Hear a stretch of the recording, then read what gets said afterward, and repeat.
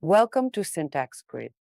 Today we're diving into the world of support vector machines, SVMs. Support vector machines, SVM, are powerful tools used across a variety of fields, and their applications are as diverse as they are impactful. Let me take you through some key uses of SVM. Text classification, SVM, help categorize text data, like sorting emails into spam or non-spam. Image classification, SVM, classify images, distinguishing objects like cats from dogs or identifying medical conditions in scans. Face detection, SVM, detect and recognize faces in images, powering security and facial recognition systems. Anomaly detection, SVM, spot unusual patterns, useful in fraud detection and identifying system errors. Handwriting recognition, SVM, convert handwritten text into digital form, enabling document digitization and signature recognition, where we'll unlock the magic of machine learning one step at a time. Stick around and you'll be a pro in no time. Let's get coding. Category 1, importing libraries. First things first, let's bring in our toolbox. Just like a chef needs ingredients, we need libraries like NumPy, Pandas, Matplotlib, and Sklearn to cook up an SVM model. Here's what they do. NumPy and Pandas help with crunching data. Matplotlib helps us visualize it all in pretty charts.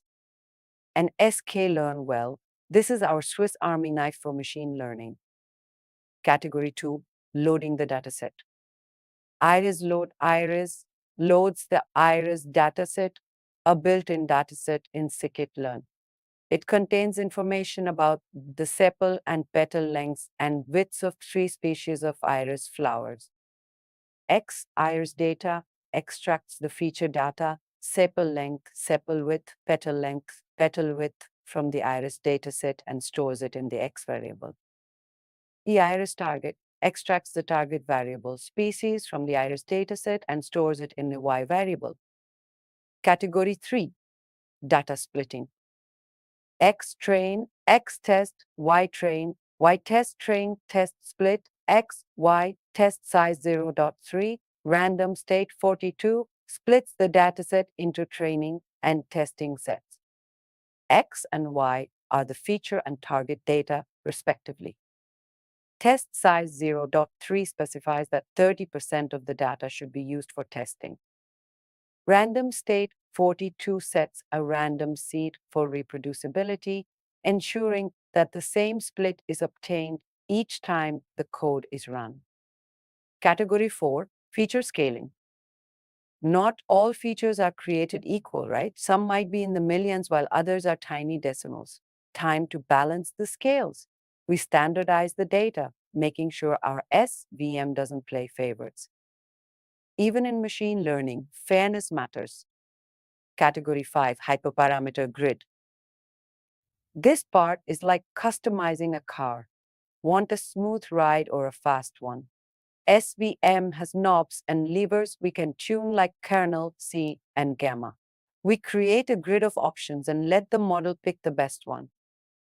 Category 6, hyperparameter tuning with grid search CV. Now, we give our model the grid and say, go wild. This is called grid search CV. It runs through all possible parameter combinations to find the absolute best fit for our data. Talk about efficiency, right? It's like SVM just got turbocharged. Category 7, model training. Here's the fun part, training time. We've tuned everything perfectly. Now let the SVM train with the best parameters. Boom, our model is ready to make predictions. Category 8, model evaluation. All right, time to test our SVM. Let's see how well it learned by making predictions and comparing them to the actual labels. We'll use a confusion matrix and classification report to break it down. From loading data to making predictions, you've built an SVM model from scratch. Isn't that satisfying? If you like this and want more ML tips, smash that subscribe button, and I'll see you next time on Syntax Grid.